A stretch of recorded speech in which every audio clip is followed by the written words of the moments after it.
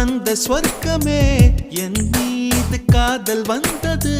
எப்போது என்று கொஞ்சம் நீ சொல்வாயா